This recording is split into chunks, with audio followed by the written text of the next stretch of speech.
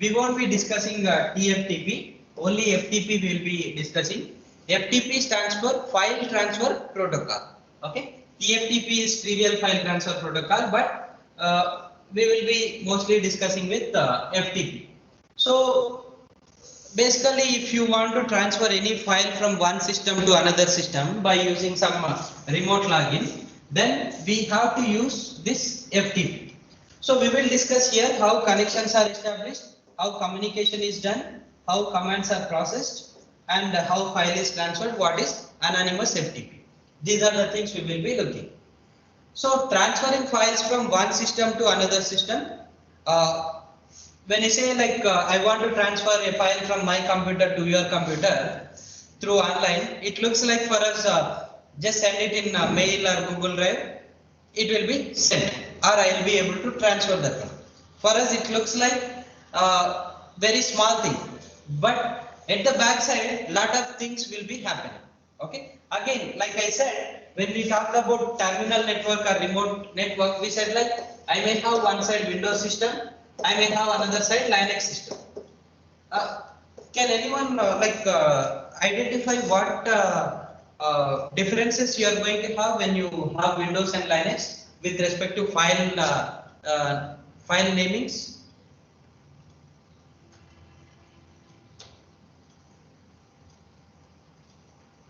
Okay, anyway, at least you have some idea, like in Linux you are going to have some kind of file names, in Windows you are going to have another type of file names. Is that clear for you?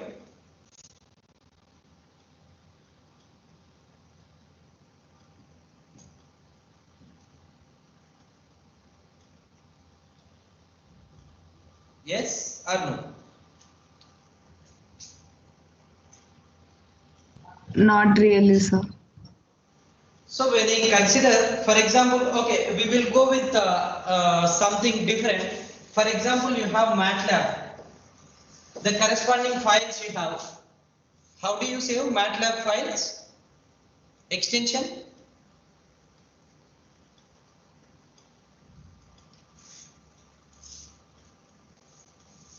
What is the file extension we have for MATLAB?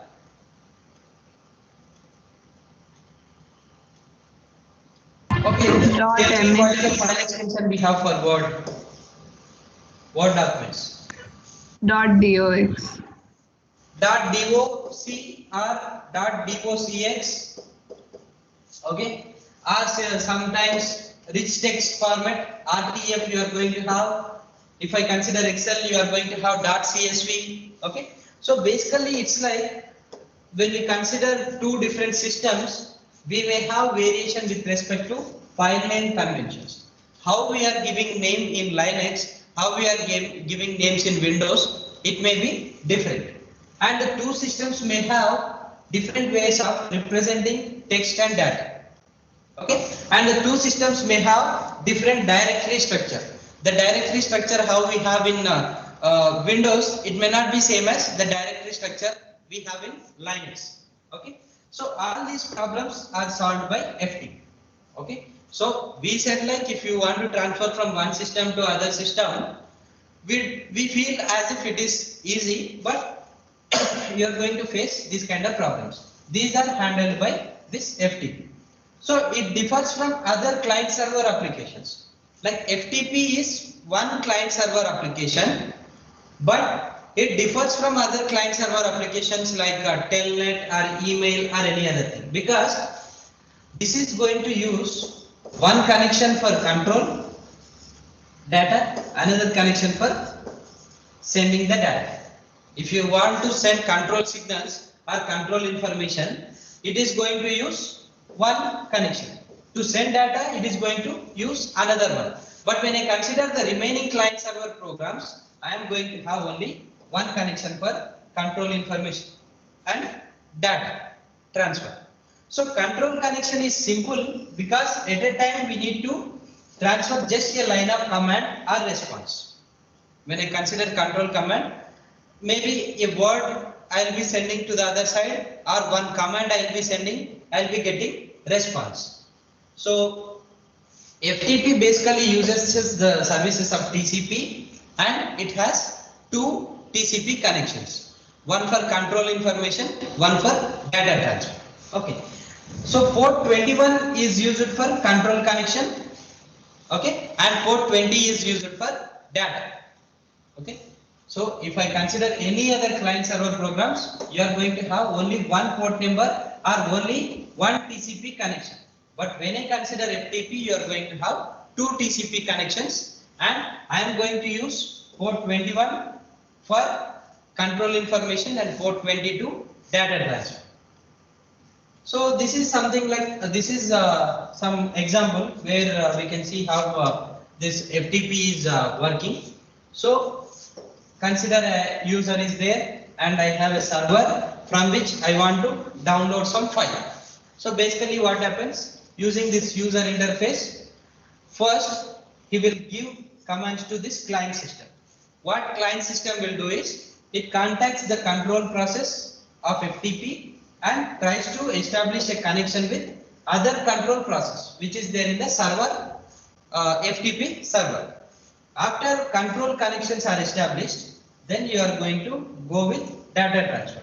For that data transfer, you are going to use data transfer processes in both the FTP client and FTP server.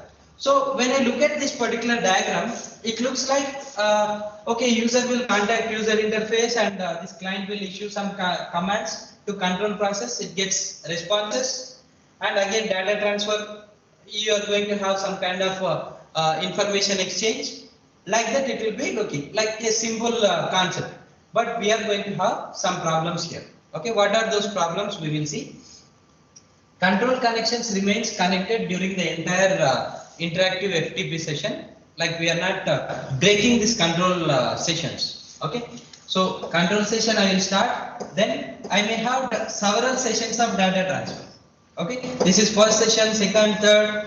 Okay, like that I may have several sessions of data transfer. But for the entire duration, you are going to have single control connection. Okay, so the data connection on the other hand is opened and closed for each file transfer. Okay, so here I am sending one file, so I will establish data transfer. Like I am going to initiate a connection.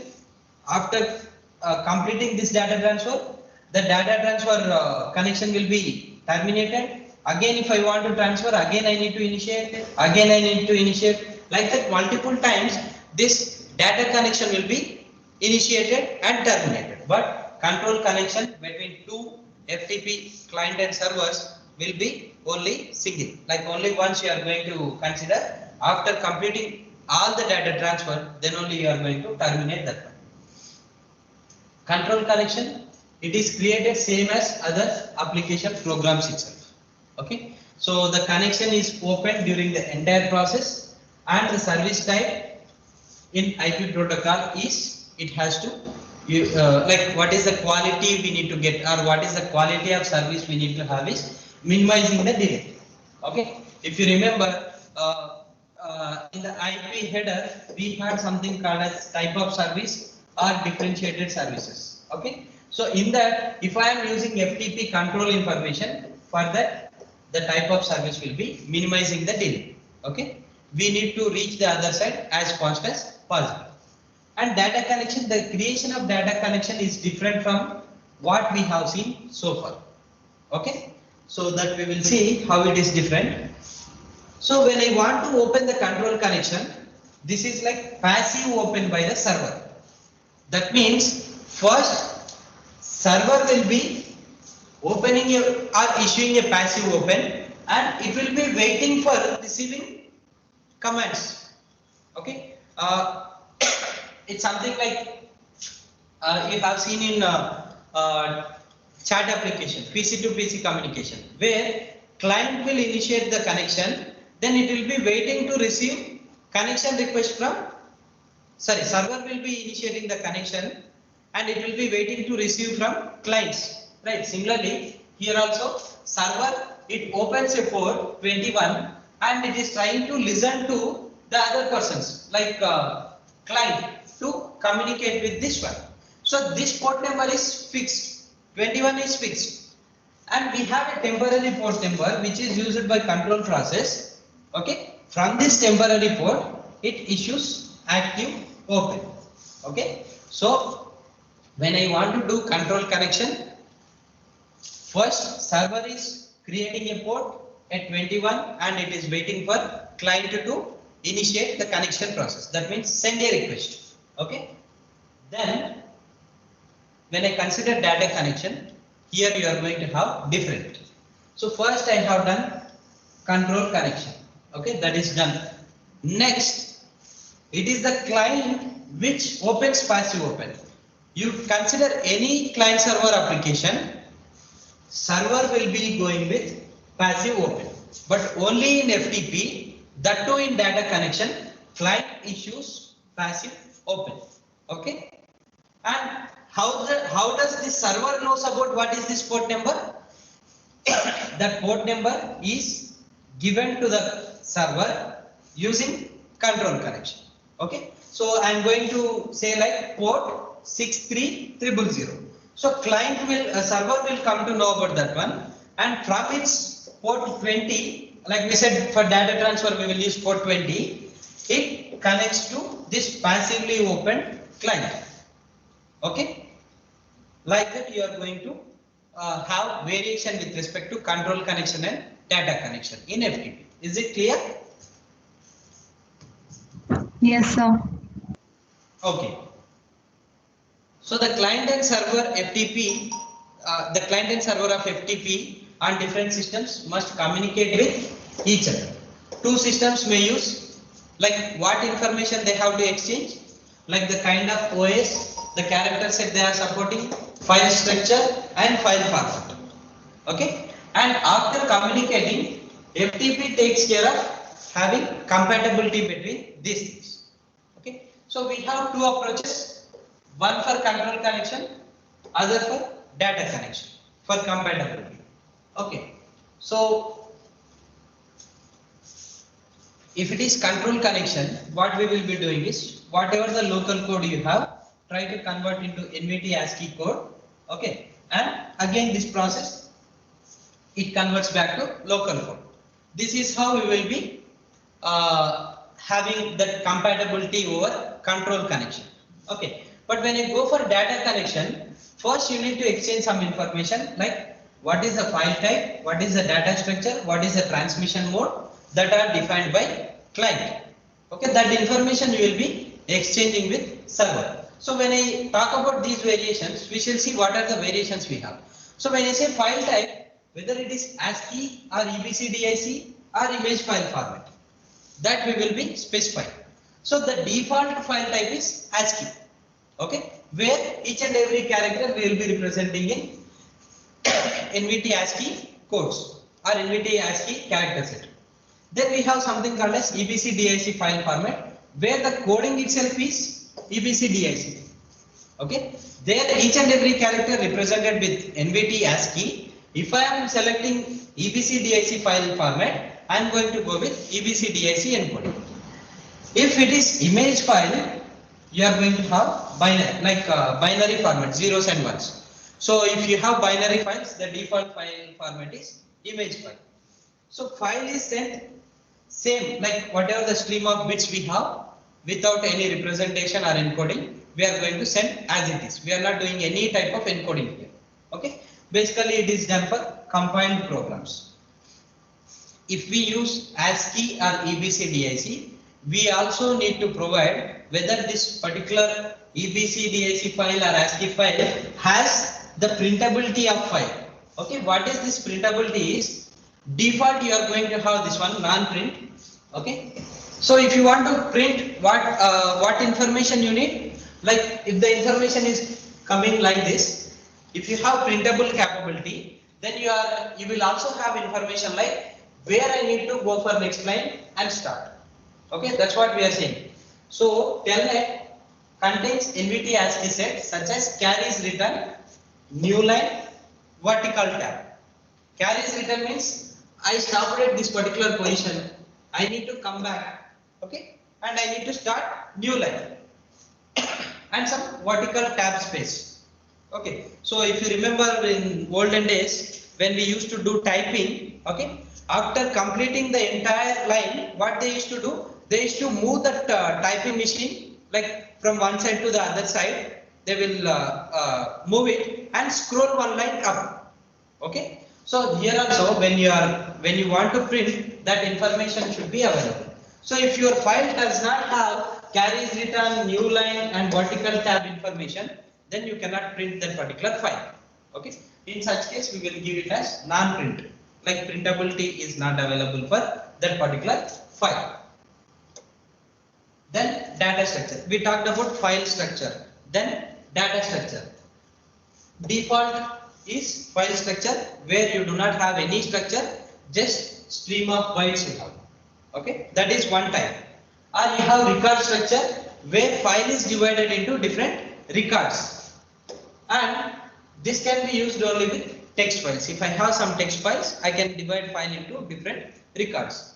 Or I can have page structures where the information is divided into different pages, and you are going to have page numbers and page headers. So whenever I am exchanging a particular file, I need to say whether I am using ASCII file structure or EBC DIC file structure, okay, or I am using the binary image thing is there, right? That I am using.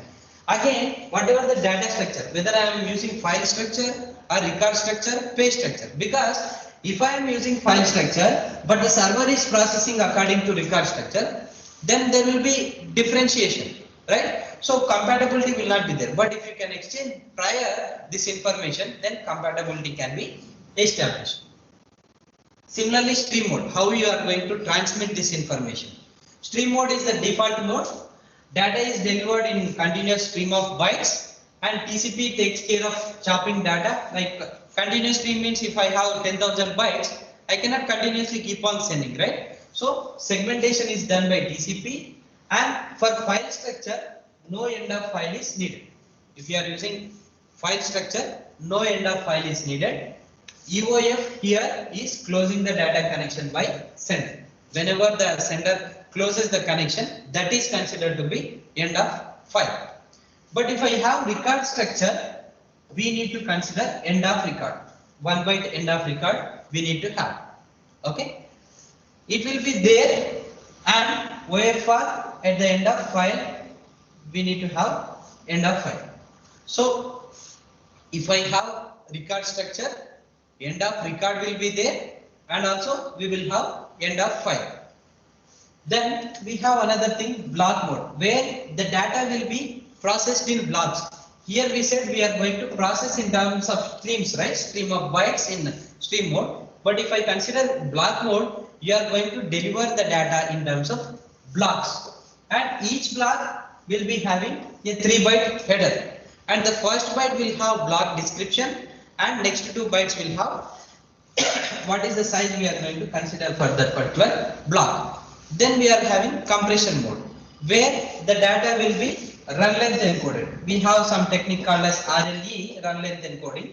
You are going to use run length encoding in this particular thing. Okay. So like that, I may have variation with respect to transmission mode also. So like command processing, like commands will be generated from client to server, and server will be giving responses. So we have some example. This is the description of that particular example. So first, like server is ready, okay. Then you are giving the information user Forza, okay. Username, okay. Give password. You are providing password. Further, the command is pass. PASS. Pass is the command we will be using and providing the attribute. Then user login, okay. Then it says client is telling I will be using the port number 8888 to have data communication. So it says data connection opens shortly. Then it is asking to list some of the details which are there in this particular location. That data transfer, like acknowledgement will be given, and you will be providing the corresponding information. Okay, you can see here list of files or directories, they will be sent. Then you want to close the connection. It says quit and service is closing. So all these things are happening in control side, and the data transfer part is happening on sorry, all these things are happening on control connection and data transfer is happening on data connection. Okay, like that FTP will be communicated. Similarly, like for example, at present we have enough applications which can take care of our commands and do this file transfer application. But if I want to have connectivity by using commands, then we will be doing like this. So FTP, and I will be saying what is the FTP server to which I want to connect with. Then it says connected to this one, and you are going to get some response. Please log in with user and pass. You are providing your username. Then it says please specify the password. Then you are providing password encrypted. Then login successful. Remote system type is Unix. Okay. Then using binary mode to transfer files. So we remembered, right? What is the file type you are using? What is the transmission type we are using? All those things we need to exchange. So it is saying user using binary mode to transfer files. So it is asking display what are the files you have. Then entering passive mode, and here comes the directory listing. Like you will be given with some kind of information. What are the details we have at that particular folder. Then complete information is done. You are giving the command like quit. The information like connection will be closed. Okay. Another example. Okay. So same here. We are using another type here, EBCDIC. Okay. So let me see what is the variation I have here. Okay, image file details we are sending. We are trying to send some image file here. So you can see here what is the type, what is the structure. Okay, all those details we are going to provide. Like that, another example, how FTP communicates between client and server. So we have something called as anonymous FTP. Like if you want to get access to file system, user needs to give username and password. Sometimes, like we do not want to make our username public. In that case, we will be entering into anonymous as some guest, as we will be giving as username. Sorry, we will be entering as anonymous user, and we will be providing guest as password. But the problem is you are going to have restricted utilization when we log in as anonymous and we try to access FTP. Okay. Anonymous FTP, you can see here FTP, and I am saying what is the server to which I want to connect, connected to that one. Then you are saying name anonymous, guest login, okay, send guest as password, you are sending that one password, and current directory is given to you. Okay, and information is given for you. You are closing and quitting the connection. Okay. So that is about FTP. Like basically we need to remember here the things like